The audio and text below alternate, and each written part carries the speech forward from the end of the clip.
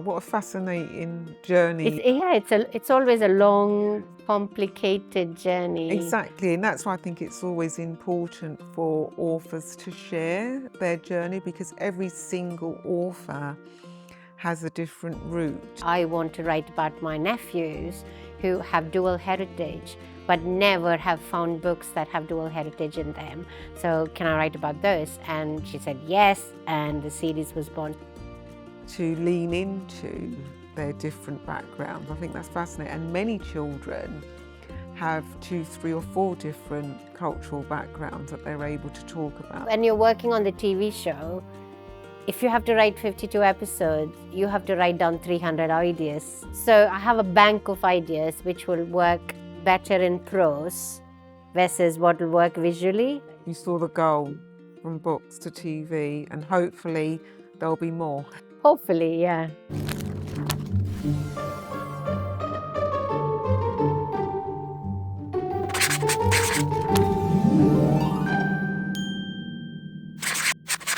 In this episode of My Words, My Book, we have Chitra Soundar. She is an internationally published, award-winning author of children's books, writer of kids' TV, audio and theatre. Her books have been nominated and shortlisted for multiple awards in the UK and the US. She is the creator of the new CBeebies series Nikhil and Jay, illustrated by Soofiya. Chitra, why did you become an author? Wow, thank you, Laura, for an amazing first question. I became an author because I grew up listening to stories, reading a lot, and I was one of those kids who would lie under the dining table and be just reading. And I wanted to see my stories come to life. But also, my mum was a playwright, so we used to act out lots of stories on stage. And we're always interested in seeing something being performed or written. And yeah, that desire to express in story form is always there. But I think I started writing poetry first as a kid, and then eventually started writing stories. But you didn't start writing children's books straight from school, did you? From school, no. So when I was in school, I used to write a lot. I used to just write stories. And then I wrote a lot of nonfiction, like essays. I've been published in some newspapers and magazines and that kind of stuff. But when I first started to write, I started writing for children. But I didn't study writing for children, if that's what you mean. Yes. Yeah. Yeah, you never went to college or university to study. Oh, I'm so old. There was no degree in writing when I was in school. I think the only writing degree was journalism, Yes. which and also because I come from India, Chennai, where you have to have your profession, your vocation, and writing was not necessarily a profession at that time.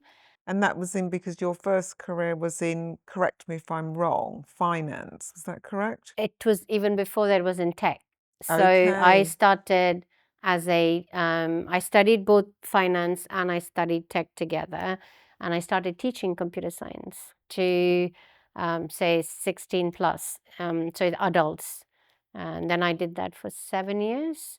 And then I moved into finance tech and then into finance proper, as in running programs and stuff like that. But I was never the person who invested the money. I was more the person who looked after the people who invested the money. So Okay. And then your first book came from that. You was in your career and then you thought, okay, I want to give this a go in terms of writing children's books. when I moved from India to Singapore first. So I lived in Singapore for 7 years when I was in tech. And in most Western countries, including Singapore, which operates like one, the weekends are off. And I was not used to that. In India, you work 5.5 days a week. And of course, if you're living with your parents, you have to do the chores the rest of the day. Then you've got like half a day to yourself. But when I came to Singapore, I had weekends off. And I thought, oh, what am I going to do with my time? And then I also wanted to write, so I made connections there. and I met with the publisher there at one of the writing meetings. And I joined this really eclectic group of writers in a writers' circle. And some of them were, one of the writers in that group was the head of the Journalists Association of Singapore. And one of them was running the Singapore Airlines magazine, where he published me a poem and a short story. So, and then I met this publisher through that group and got published in Singapore first. And was that a children's book? Yeah, so it was, they wanted me to retell folk tales. That was my first book. They wanted me to retell folk tales, and because Singapore has got 3 cultures in it as the primary culture, so Chinese, Malay, and Tamil population, which is my native culture.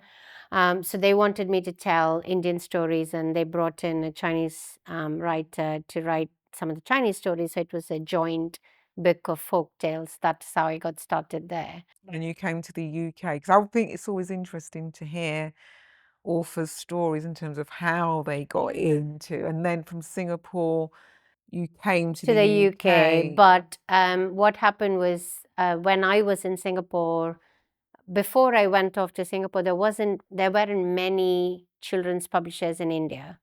There were the big ones, which were all international ones with their imprints in India. But between the time I was in university and came off to Singapore, Chennai became the center of children's publishing. So there were 3 publishers in Chennai, were all publishing children. And I started writing a lot of picture books at that time. One of the things is Singapore is a small market. So picture books is not a big thing there because it's very expensive to produce a picture book for a very small market. So I sent in my manuscript to the US, to the UK, and to India, to these publishers in Chennai. And this is the thing, when I was moving from Singapore to UK, one of my picture books got accepted in India. So that was technically my first picture book happened in India.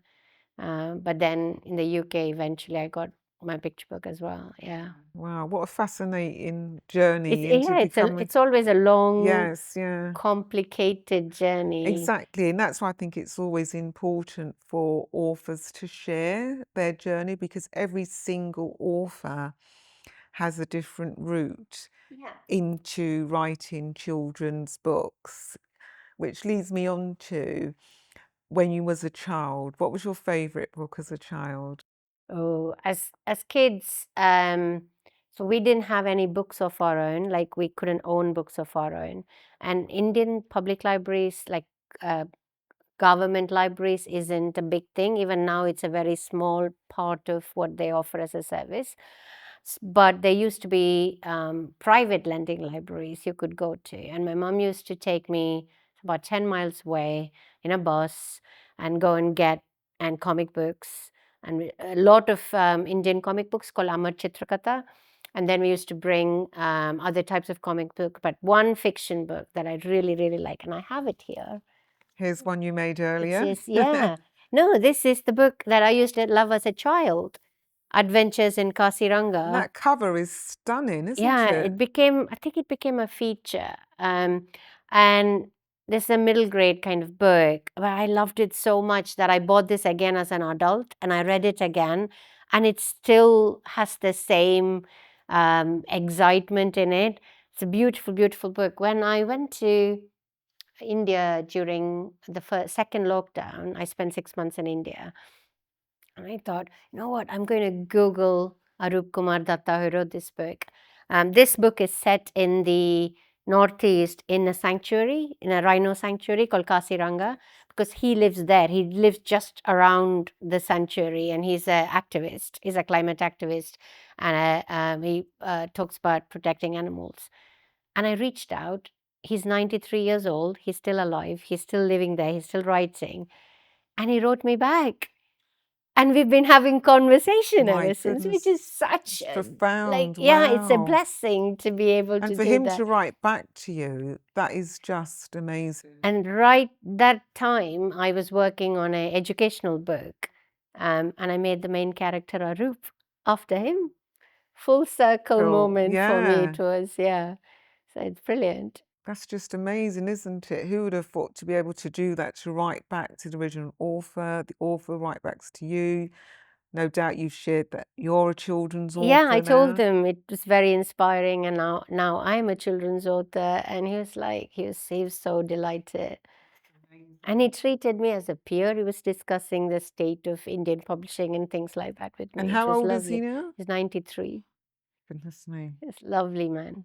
And he told me, how in Indian and people from our heritage, we don't call each other by name. So I wasn't sure how to call him. And he said, "Oh, you can call me brother in Bengali." So he taught me that word to say. He said, "Call me Dada, that's fine." So it's just fantastic. And that's it. That's a point of discussion, isn't it? I think in terms of my culture, St. Lucian Caribbean, somebody who's older than you would either call them auntie or Yeah. uncle or Miss Babs, Mr. John, etc.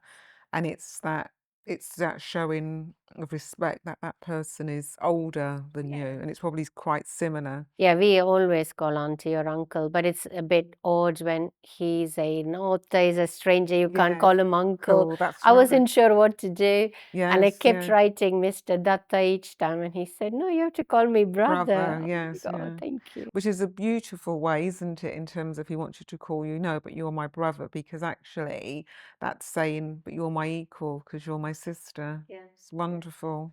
Yeah, I love that story. First time I've heard you share that, actually. It's quite touching, isn't it? Yeah, and I Yeah, yeah. always tell children in schools, if you write to me, I'll always write back to you because that's so important. Can I say another one thing that's related to that, which was when I was, I think, 13, 14, I read a poem in one of the Tamil textbooks, and I really loved that poem. And I went and asked my teacher where I really like this, and who's this? And she said, "Oh, this poet is one of our state honored poets, and he just lives around the corner." And I literally went off to school. There's no health and safety when I grew up. So I literally went and knocked on his door, and they let me in, and he sat with me and told me, "Keep writing. I really thank you for coming." And those are people who I'll always remember. For somebody who didn't say, "Why are you here?" or "What you got to do with writing?" or anything like that. And they were very, accepting and encouraging, and all of those things matter. So I am very particular that when people write to me, I write back. Yeah, because I feel it's anywhere that I get invited to, like yourself as an author, it could be a library with 10 children or an event that's got 200 children.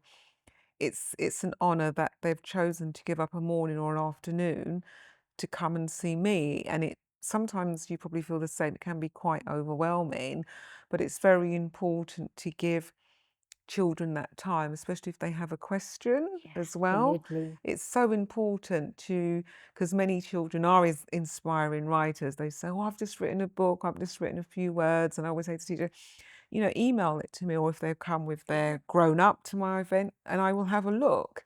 And it's just so important that that author you was just talking about, that he made you feel special. And that's really important as an author, isn't it? Yeah, and I was in a school last month when they brought this book by this child who had finished a whole book, drawn and written it himself. And he was so happy when I read it. And I went and gave it to him and said, "So thank you for sharing your book with me. It is so lovely."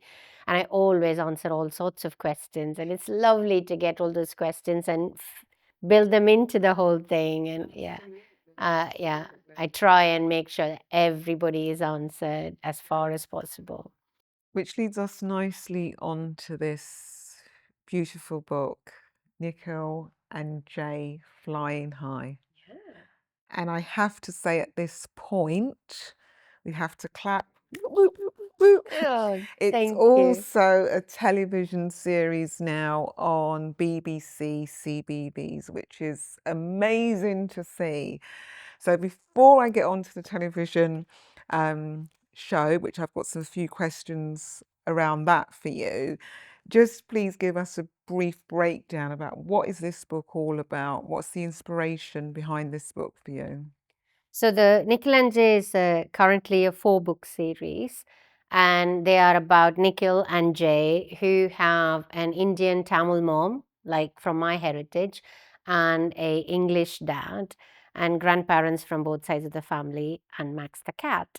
So the idea came because when Otberry Books approached me to write something for younger readers, she said, "What ideas do you have?" And I said, "You know what? I want to write about my nephews who have dual heritage but never have found books that have dual heritage in them. So can I write about those?" And she said yes, and the series was born. So we did 2 books first and then 2 more books after that. And these stories are gentle, so therefore children who are coming off picture books, who are going into reading young chapter books, who want to read a whole story by themselves, they can be read to as well. And they're also perfect for bedtime reading, because there are 4 stories in each, and each story is perfect for one night of reading, so it's not too long. So they're very short stories about one thing. And I've had so much fun writing those. The first 8 stories in the first 2 books I probably wrote in a week. Wow. Because I had so many of those sitting in my head about wanting to write. The first ever story I wrote was called Me Do It, which was literally one of the words my younger nephew used to say, because he's still very independent. He was always independent. So he'll say, if whether he wanted to be fed or shoes to be put on, clothes to be put on, say, "Me do it, me do it."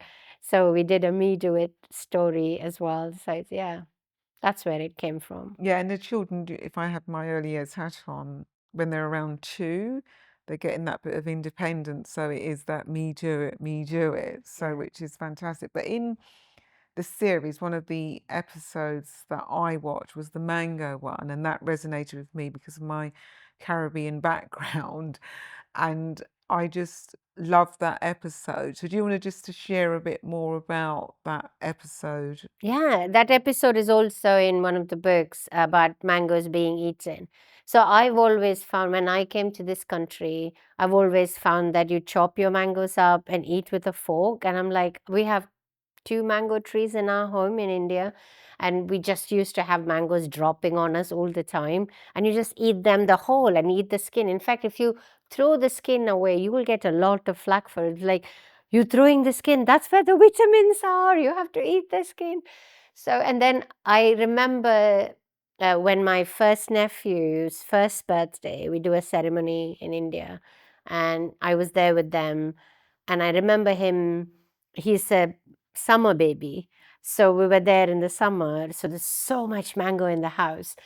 And he was stripped down to his nappies, and we gave him the mango, and it was all over him. He ate it, juice dripping everywhere, and he enjoyed it so much. He was just 1 years old, and it was so much fun. And I thought I wanted that joy to come out. So the mango book story is a little bit more about like a adventure of where to eat the mango. And then the TV episode blew it up into a comedy, because it's about waiting for the mango. And then when you get it, where do you eat it without spilling? And then they end up in the bathtub, just like in the book. But it becomes a competition between Mum and Jay, because they both want to be the messiest mango eater. And in some ways, that also goes back to me very subtly pointing out eating messy is fine. You know how people say, "Oh my God, it's so crude, you people eat with hands." I get it really annoyed when people say that, because when you eat with your hands, the texture and the flavor you touch and you feel, and the temperature, that's all part of the joy of the eating. But also the science of eating tells you, apparently, that your body knows that you're full when your senses are fully connected to the food and what you're eating.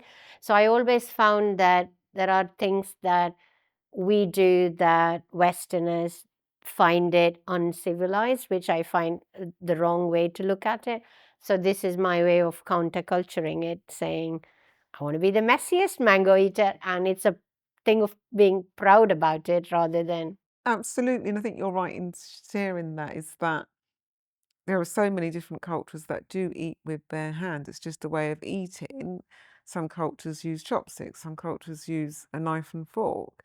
And I think it's about embracing that and being proud, because actually it's not being messy, so to speak. It's just eating the mango, because mango season was just recently in the Caribbean around May, around this time. And I feel food is a really good way to get children to talk about their culture and talk about similarities and differences. Yeah, my nephews can tell.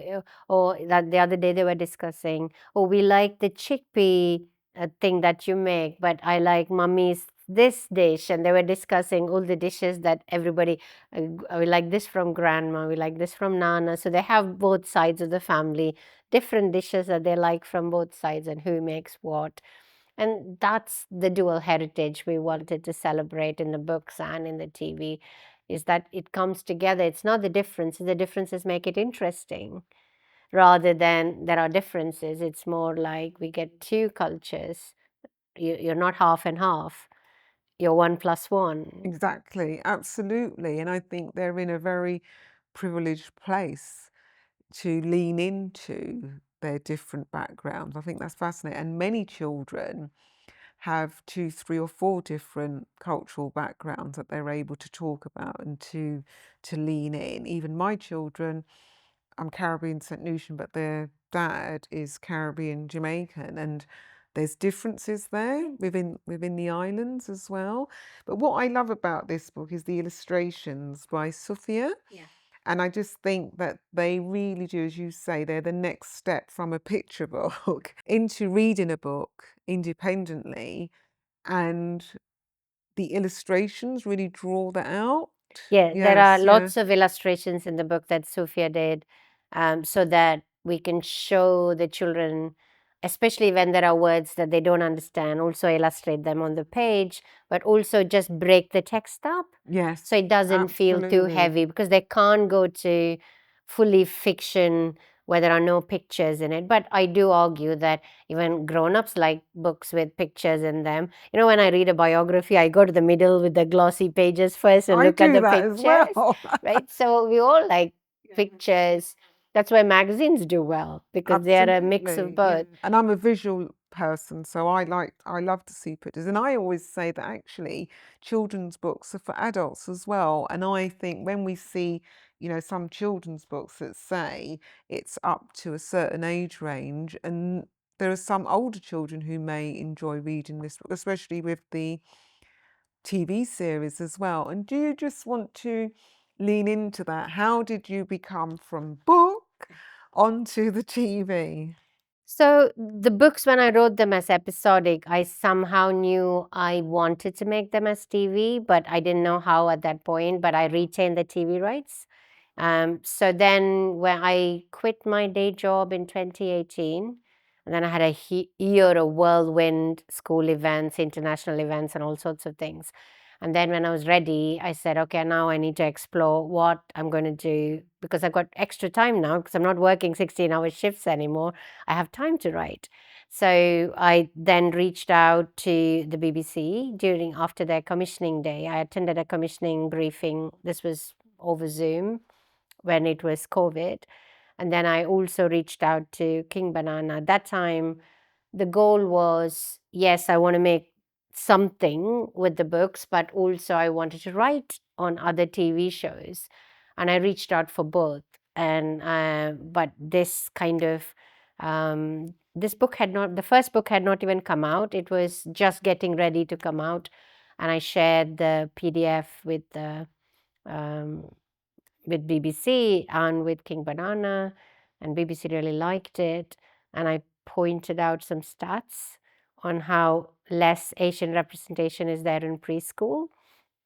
And they said, yes, we do agree and we want to make this. And they said, do you have a production company? And then we connected King Banana to that. And we very quickly, very lovely for BBC to give us development funding.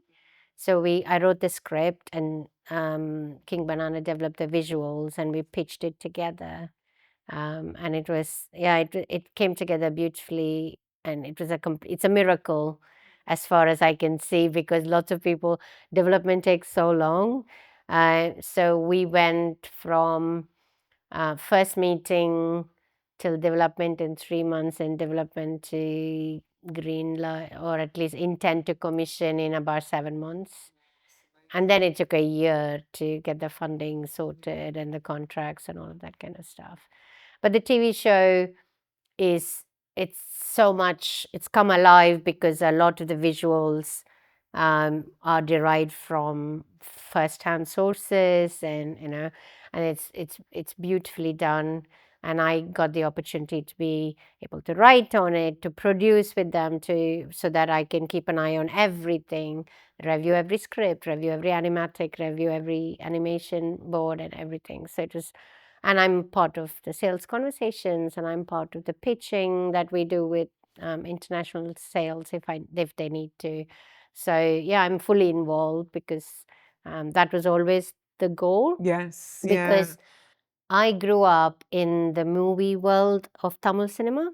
So where we were surrounded by neighbors, where musicians, composers, actors, directors, all sorts of people. So always in that world. And so getting into TV was like a long-term background plan, Yes, yeah. which eventually You materialized. saw the goal from books to TV, and hopefully there'll be more.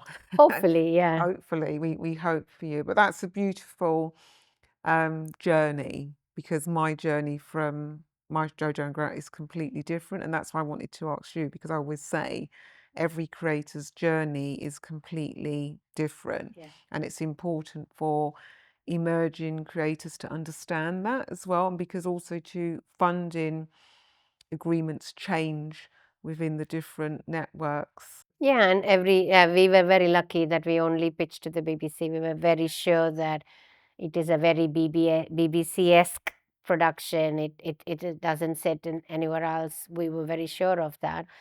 But also, yeah, the journey is quite different because you have to be ready for it.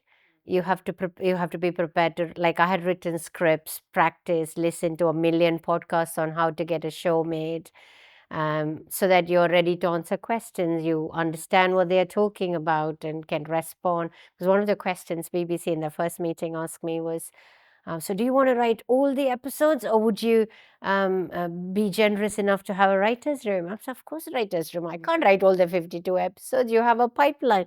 They said, you know the terminology? Yes. I'm like, yes, I do. Because you researched, yes. Yeah, I come prepared. This is where my corporate skill set comes into huge support, because I always go prepared. I've do my research. I've read the books. I've listened to people. I've looked up websites. Coming back to this Flying High, if we were to look for it, do you have a favorite page in this book, if you had one? So I wanted to do Together is Fun, and which is a story which I still one of those things where it happens every day in my in our family, is when Nikhil loves to tidy up, very good at tidying up when told to tidy up, whereas Jay doesn't like to tidy up, and he'd rather just leave the messes. And so in this story, he pays with dates to his elder brother to tidy up for him. But then that happens because then Nikhil then ends up tidying up for two people and missing bath time and story time together, which then is not good because Jay actually wanted to do bath time and story time. So that was one of my favorite stories. And towards the end, when they discuss how it didn't work out the way he intended it to, that's one of my favorite pages to write. That sounds great, having the dates. As a reward. Yes, yeah, exactly. Because Yeah. you also, when you're writing for children, you have to be careful not to say chocolates is a reward or chips is a reward. I thought, what is sweet and at the same time good for you, right? Absolutely. Yeah. I love dates, Yes, so I yeah. put dates in it. That's amazing. That's a great page to share. So if you was interviewing yourself, what question would you ask yourself about this book? You would say, "Hey, Chitra, Well, I would ask, are there more stories coming? are there more stories coming?" Yes, there are, hopefully. So we are talking now. Nothing is decided yet, but we are hoping we can do more stories of Nikhil and Jay in this format with Soofiya. Yeah. So And I that bet you've already gotten them written down in note form. I have like a list of stories. But also, you see, when you're working on the TV show, if you have to write 52 episodes, you have to write down 300 ideas, right? Yeah. So I have a bank of ideas which will work better in prose versus what will work visually. So what will work visually can go into the TV list, and what will work in prose, where probably have jokes in them or wordplay in them, those will go into the book. So yes, I'm looking forward to finding my next writing slot where I can sit down and think up And more right, ideas. yes, yeah. And hopefully more episodes as well. Yeah. Hopefully, Fingers yeah, crossed. Yeah. we have few more episodes to come out in the summer, hopefully, and then if things go according to plan, Yeah. we would love to have a series too of Nikhil and Jay. Fingers crossed. I'm hoping for you. And children reading this book, what do you want them to take away in terms of to learn?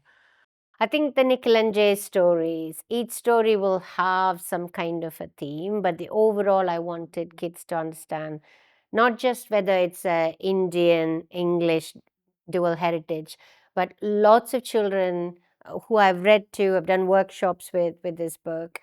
Lots of families have dual heritage, or as you said, more than two heritages, and to understand that it's normal and it's more fun that way. You learn lots more things, you eat different kinds of food. And I also, one of the things that I realized when I started taking these books into schools is lots of grandparents, they don't live nearby. Some of them live far away and some of them live around the corner. And this multi-generational thing is so important to me because I grew up in a multi-generational family. And my nephews are very close to both sides of the family, and we're very much in each other's lives a lot. And I wanted children to be able to share that and talk about it and give credence to that. Say, oh yeah, I talk to my grandparents on the phone, we write letters. So every story has little bit of that as well. And that's something in the TV show as well. We made sure that we have enough of the grandparent stories as well. But yours is like completely Jojo and Gran. But we had some episodes of the English grandparents and some episodes of the Indian grandparents in India on the tablet, which is really lovely. Yeah, that's a wonderful story. That's really great for children to have that understanding, isn't it? About their background and their friends' background as well, and using this story, Nikhil and Jay, as a springboard to that. Yeah, when we talk about it in school, we ask them to tell them how, because Nikhil and Jay call their mom and dad Amma and Appa. They call their grandparents Tata and Amama. So we ask them, what do you call your grand? So different people say different That's things. right, And yes, yeah. suddenly everybody is going, God, oh, you say that, you say that. And suddenly there's a sharing of their cultures without them realizing that they're all from these different backgrounds. And it's such a joy to watch that. Yes, yeah, because I know in Italian it's nonna, and actually my grandmother, it's not gran, we called her mama.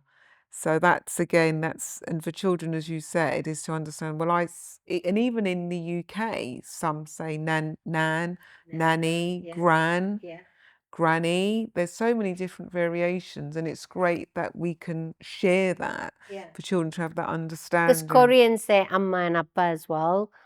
And yes, I had some Korean kids come and say, we say Amma and Appa as well. I said, yes.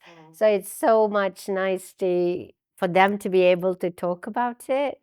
And because I used to call because for some reason, when I was 5 years old, I decided to call my parents mommy and daddy. First time I learned English, I came home and said, from today, you are mommy and daddy. So it's still stuck. So we still call them mommy and daddy. So I used to call my grandmother, my dad's mom, because we grew up with her, as Amma. I used to call her mommy. So mummy in English and mummy in Tamil, I used to call her Amma. And my mum used to call her mother-in-law mum. right? So yeah, it's all, I want children to understand all of that is fine. All Yes. of it is different. We're all different in that way, but we all love our grandparents and we are so similar in that way. And that's a great point to finish up on in terms of the joy of family and the joy in names. You know, it's joyful.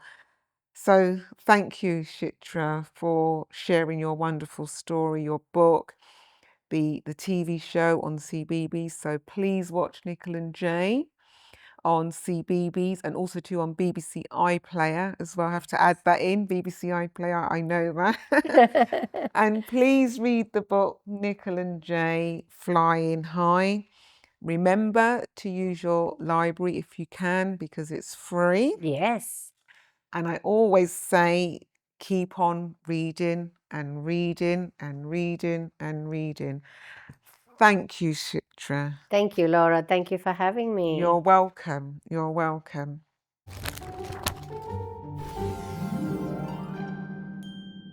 This podcast was woven in partnership with our friends at Tapestry, the childhood education platform. They have kindly devised the educational resources for each podcast interview. Tapestry helps you celebrate children's learning, improve communication with families, and streamline your admin with powerful booking, invoicing, and management tools, giving you more time for what matters, the children and you. Visit tapestry.info to find out more. This podcast series was recorded at the Quick Brown Fox Video Production Studios in Wandsworth Town, London, with top-notch equipment and a knowledgeable team who are always happy to help. Recording our podcast has been a breeze.